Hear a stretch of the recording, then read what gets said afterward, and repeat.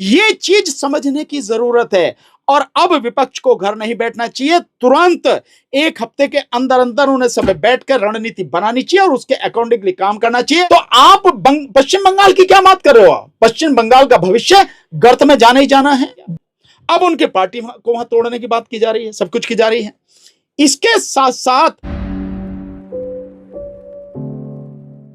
जो regional parties हैं, इसके बाद क्या कुछ लग रहा है? जो जैसे टीएमसी हुई, यहाँ आरजेडी हुई, तमाम जगहों पर देखा चुनाव हुए और लोगों की हार हुई, और उसके बाद ये कहा जा रहा है कि अब क्षेत्रीय पार्टियों का अस्तित्व तो लगभग समाप्त होने वाला। आपको क्या लगता है इस पर? देखिए, ये एक बहुत सोचे समझे साजिश के तहत हो रहा है। इसको आप हल्के में मत लीजिए, किसी को भी हल्के में नहीं लेना चाहिए। विशेषकर जो क्षेत्रीय पार्टियां हैं, चाहे तमिलनाडु में स्टालिन जी की पार्टी हो, और चाहे जो है नवीन पटनायक की पार्टी हो उड़ीसा में, और चाहे जो वहां पे राजशेखर की पार्टी हो उसमें आंध्र प्रदेश में, और यहां तक कि चाहे टीडीपी हो जो आज सत्ता में है, चाहे पवन कल्याण की पार्टी हो, ठीक है ना सर, प्रजा क्या करके है, प्रजासत्ता या प्रजा जो भी कुछ वो पार्टी है वो, और चाहे अखिलेश यादव जी की पार्टी हो समाजवादी पार्टी, और चाहे ममता जी की पार्टी हो टीएमसी, किसी भी रीजनल पार्टी को, और चाहे उसकी आरजेडी हो, लालू जी की पार्टी हो, किसी भी ओबीसी या चाहे जो भी हो, मैं हर किसी की बात कर रहा हूं, किसी को भी इस भ्रम में नहीं रहना चाहिए कि बीजेपी तुम्हें बख्शेगी। मोदी और शाह ये तुम्हें बख्शने वाले नहीं हैं। धीरे धीरे धीरे धीरे इस देश से अगर बीजेपी को नहीं रोका गया, ये जो कर रहे हैं लड़ाई जहां लड़नी चाहिए, इस इलेक्शन कमीशन को, इस बेईमान इलेक्शन कमीशन को, इसकी बेईमानी रुके उसके खिलाफ लड़ने की, इस देश में ईवीएम और वीवीपैट को खत्म करके बैलेट पेपर से चुनाव कराने की, एसआईआर को बंद कराने की, 18 साल से ऊपर के हर व्यक्ति का वोटर लिस्ट में नाम शामिल कराने की, और इस देश में सबको, सभी विपक्षी पार्टियों को मिलकर, सभी जो रीजनल पार्टियां, क्षेत्रीय पार्टियां, उनको मिलकर जब तक ये लड़ाई नहीं लड़ेंगे तब तक कि एक ही दिन में चुनाव हो पूरे देश में और उसके 6 घंटे बाद चुनाव उनकी गिनती शुरू हो जानी चाहिए, जब तक ये सब नहीं करेंगे तब तक हर पार्टी को खत्म किया जाएगा। अब मैं उदाहरण से बताता हूं, आपको समझ में आ जाएगी। बीजेपी अकालियों के साथ में गई, अकाली दल का वजूद खत्म हो गया। कहीं है अकाली दल? जो अकाली दल पंजाब में सत्ता में रहा आज कहीं है उसकी कोई गिनती? खत्म हो गया। किसके साथ में था? बीजेपी के साथ। महाराष्ट्र में आ जाओ, शिवसेना, शिवसेना किसके साथ में थी पहले? बीजेपी के साथ में। क्या हुआ शिवसेना का? 2 फाड़ कर दी और अब दोनों को ही बेकार कर दिया। यहां तक कि जो वहां वो तो एनसीपी थी उसको भी तोड़ दिया। एनसीपी मतलब शरद पवार के भतीजे को ही तोड़ के पार्टी ही जो उसका नामो निशान मिटा दिया। इसके बाद आप यहां दो उड़ीसा में बीजू जनता दल, बीजू जनता दल के साथ में थे। क्या हाल हुआ बीजू जनता दल का? पूरी तरह से तह में लगा दिया। आगे समझ में आपको? अब इसके अलावा आप आ जाओ यहां पे नीतीश कुमार, बिहार में क्या हुआ? नीतीश कुमार की पार्टी का लगा दिया तह में। नीतीश कुमार को पूरी तरह से कर दिया, ठंडे बस्ते में फेंक दिया उसे। बिहार में पूरी सरकार बना ली इन्होंने। और मैंने ये 6 महीने पहले कहा था बिहार के चुनाव से कि नीतीश कुमार के साथ में लगकर नीतीश कुमार की राजनीति खत्म कर रहे हैं, उसको तह में लगा देंगे और सरकार बनाएंगे। वही हुआ। ये सारी चीजें हो रही हैं। अब आ जाओ, अब यहां पे ममता बनर्जी के साथ में नहीं है, लेकिन ममता बनर्जी के विरोध में उन्हें मान लिया कि ये साथ में नहीं आ सकती हैं, तो उनको कैसे खत्म किया? एसआईआर के माध्यम से और सुरक्षा बलों की इतनी बड़ी वो सेना लगा के, ऑब्जर्वर लगा के, और प्रशासनिक गुंडागर्दी इलेक्शन कमीशन के माध्यम से करके लगा दिए ठिकाने। खुद ममता जी को हरा दिया। यानी किसी भी पार्टी के लीडर को ही अगर उसी के क्षेत्र में आप हरा देते हैं तो उसकी इमेज पे क्या फर्क पड़ता है, इससे आप लगा लीजिए। 51,000 वोटें ममता जी के क्षेत्र में काटी, 15,000 से हरा दिया। 1,06,000 वोटें स्टालिन जी के क्षेत्र में काटी, 8,000 वोटों से हरा दिया वहां स्टालिन जी को। हुआ नहीं हुआ? ठीक इसी तरह से सबको हरा के सबको ठिकाने लगाया जाएगा। अब दूसरा नंबर जो है, अब 2 राज्य हैं। और हां, इस बीच में किसके साथ में? उनको क्या कह रहे हैं आपको? आम आदमी पार्टी को लगा दें, तब इससे ठिकाने है। जिसके आम आदमी पार्टी के 8 एमपी थे राज्यसभा में, वो 10 एमपी थे राज्यसभा में, 8 वहां से थे पंजाब से, 7 तोड़ दिए, कर दिया ना, उनको बिल्कुल बेकार कर दिया। अब उनके पार्टी को वहां तोड़ने की बात की जा रही है, सब कुछ की जा रही है। इसके साथ साथ अब आप देखेंगे अब जो नंबर किसका है? अब नंबर है उत्तर प्रदेश का, तो उत्तर प्रदेश में रीजनल पार्टी कौन सी थी? वैसे तो नेशनल पार्टी थी, पर रीजनल पार्टी बन गई कौन सी थी? बहुजन समाज पार्टी। बहुजन समाज पार्टी को तह में लगा दिया, और बहुजन समाज पार्टी के लीडर जो हैं आज की तारीख में पिछले करीब 7-8 साल से 10 साल से उसके लिए, बीजेपी के लिए काम कर रही हैं। 2019 के बाद सीधे सीधे कहो, 2019 के बाद में बीजेपी के साथ मिलकर बीजेपी के लिए काम कर रही हैं। सब कुछ, चाहे वैसे खुले तौर पर ना दिखे, लेकिन सारा काम उसी हिसाब से कर रही हैं। उनको तह में लगा दिया, अब रह गए समाजवादी पार्टी, अखिलेश जी। तो अभी तह में लगाया है टीएमसी को, ममता बनर्जी जी को। अब नंबर अखिलेश यादव जी का है, उत्तर प्रदेश में समाजवादी पार्टी का है, इनको तह में लगाएंगे। अब इसके बाद में जो यहां पे बचा कुचा जो मामला है पंजाब में, वहां इसको आम आदमी पार्टी को ठिकाने लगाया। हो सकता है चुनाव से पहले ही ठिकाने लगाते पूरी पार्टी को तोड़ ताड़ के, और जो अपने में मिला मिलू कर सरकार बना ले वहां। जैसे चड्ढा के विषय में बात कही जा रही है कि चड्ढा को वहां ले जाके मुख्यमंत्री बनाने की, या कोई जैसी भी सारी चीज। तो आप देखिए कि एक क्यों ये सब कुछ क्यों है, ये एक उनका एक बहुत ही एक निश्चित लक्ष्य है। उस लक्ष्य के तहत ये सब कुछ किया जा रहा है। लोग पढ़ते नहीं हैं, जानते नहीं हैं, इसलिए उन्हें पता नहीं है। तो लोगों को पढ़ना चाहिए, जानना चाहिए, और भी कुछ नहीं है। तो मैं आपको बता देता हूं, सत्यहिंदी.com पे उन्होंने आशुतोष का बड़ा जबरदस्त वो है, सत्यहिंदी.com पे नहीं, उस पे है अजीत अंजुम जी वाले पे, उन्होंने आशुतोष का इंटरव्यू है 1 घंटे से ज्यादा का, उसे आप सुन लो। उन्होंने बहुत स्पष्ट रूप से बता रखा है कि ये इनका प्लान है कि देश में कोई भी क्षेत्रीय पार्टी रहनी नहीं चाहिए, क्योंकि क्षेत्रीय पार्टियां राष्ट्रीय एकता और अखंडता के लिए खतरा हैं। इसलिए क्षेत्रीय पार्टियों को समाप्त करना आरएसएस का, बीजेपी का लक्ष्य है। उसी के तहत ये सब चीजें की जा रही हैं, सब खत्म की जा रही हैं, एक एक करके सब खत्म की जा रही हैं। और साथ में वो ये कहते हैं कि संघीय ढांचा, जो देश का संघीय ढांचा है, ये संघीय ढांचा देश की एकता और अखंडता के रास्ते में रुकावट है। क्या है संघीय ढांचा?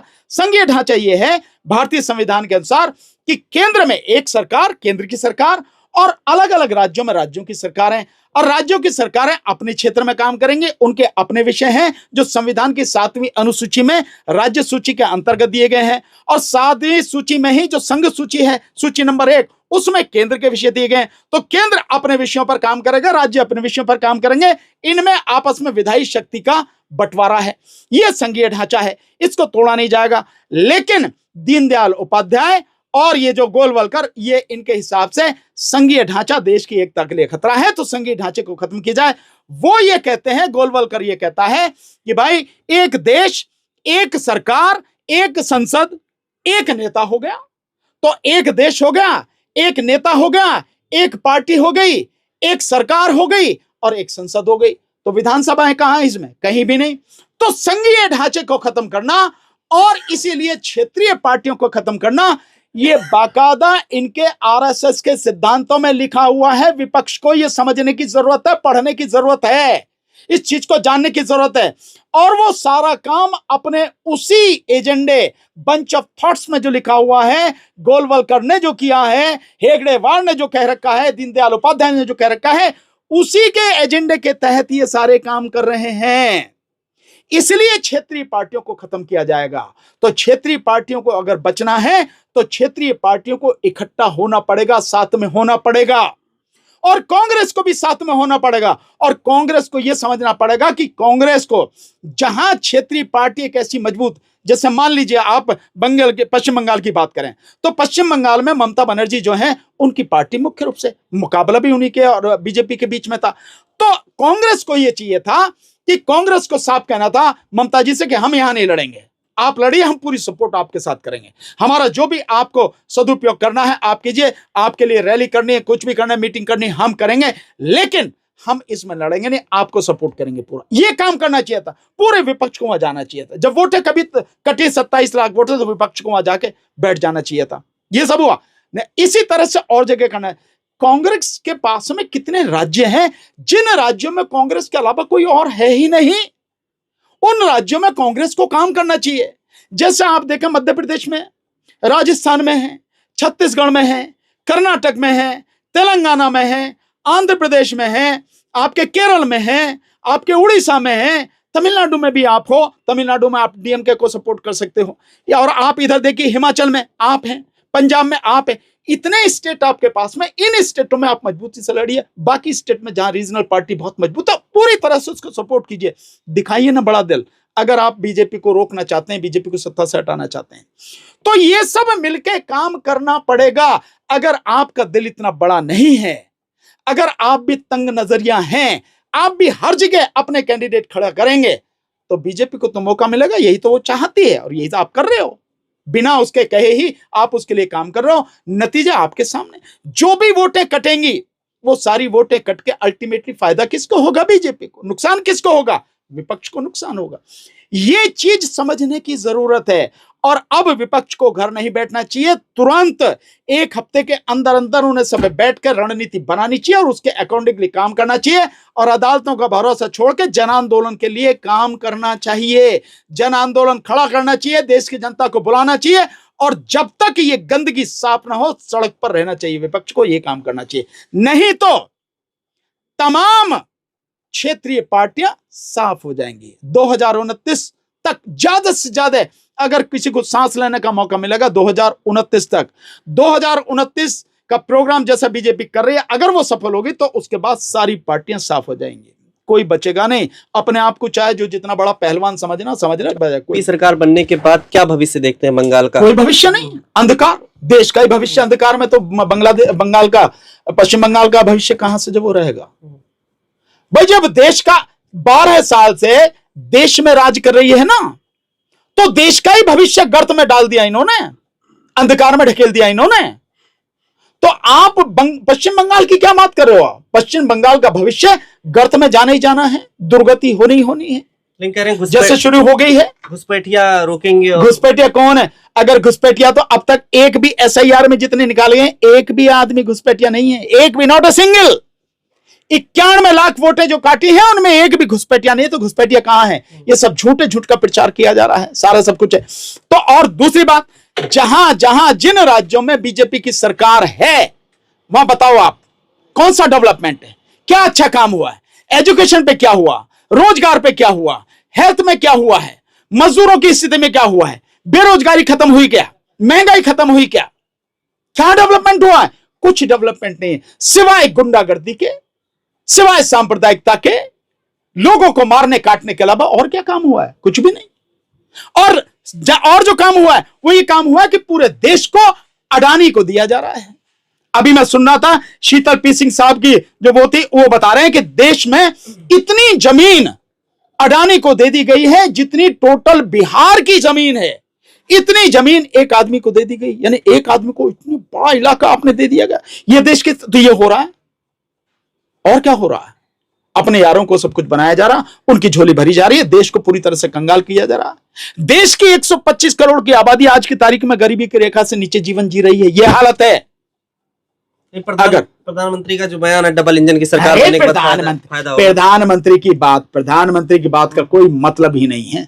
जो आदमी जिसके चरित्र पर इतने घिनौने लगातार आरोप लग रहे हैं, एप्स्टीन फाइल में हो चाहे मधु किश्वर लगा रही हो, कितने लोग उसके चरित्र पर आरोप लग रहे हैं लगातार, किसी एक का भी तो जवाब नहीं है। सारी चीजें समझ में आ रही। वो इस तरह का चरित्र वाला प्रधानमंत्री, निहायत एक नंबर का झूठा प्रधानमंत्री, और वो प्रधानमंत्री जो इजराइल जैसे जेनोसाइड करने वाले, नर हत्या करने वाले, लोगों का कत्लेआम करने वाले देश और प्रधानमंत्री के साथ में गले मिलकर उसकी संसद में जाके कह रहा कि हम तुम्हारे साथ में खड़े हैं। अरे हत्यारों के साथ में खड़े हो तुम, देश को तबाह करने वाले, मानवता को तबाह करने वाले लोगों के साथ में खड़े हो तुम। ऐसा प्रधानमंत्री, उसकी बात का क्या मोल है? झूठ झूठ झूठ, इसके अलावा और कुछ नहीं है। और झूठ पे गुंडागर्दी उसकी चल रही है, अकड़ के देखो कैसे चलता, अकड़ के फूल बरसवाड़ा पत्थर कहां की विजय करके आया। जवाब आज तक ट्रंप के एक सवाल का जवाब नहीं दिया। ऑपरेशन सिंदूर में जो हालत कर ली उसका क्या हाल हो गया वो सबको मालूम है, ठीक है ना। और ईरान और अमेरिका और इजराइल युद्ध में किस तरह से देश की दुर्गति करवा ली वो आपको सबको मालूम है। दुनिया में सब जगह जो डंके की बात करे, सब ढोल फटफटा के सबकी चीथड़े बिखर गए। दुनिया में आज भारत कहीं नहीं है, उसका मान सम्मान मिट्टी में मिला दिया। उस प्रधानमंत्री की बात करो जिसकी मैं समझता हूं कि एक इंसान के नाते भी कोई औकात नहीं है, उस पद पे बैठा है, ताकत है, उसका गलत इस्तेमाल कर रहा है। बधाई दी है बंगाल जीत पे। अरे जमा तो भाई, बेईमान आदमी बेईमान को बधाई तो देगा ही। जो है ना वो जिसने इसकी नस दबा रखी है, एप्स्टीन फाइल के माध्यम से जिसने इसकी नस दबा रखी है, वो इसको जो उसका तो गुलाम ही है, मोदी ट्रंप का तो गुलाम ही है ना। तो अब वो अपने गुलाम को जो है वो दे रहा, तो गुलाम तो स्वीकार करेगा अपनी बधाई। खबरों में बने रहने के लिए फोरम 4 को सब्सक्राइब करें और नोटिफिकेशन पाने के लिए बेल आइकन दबाएं।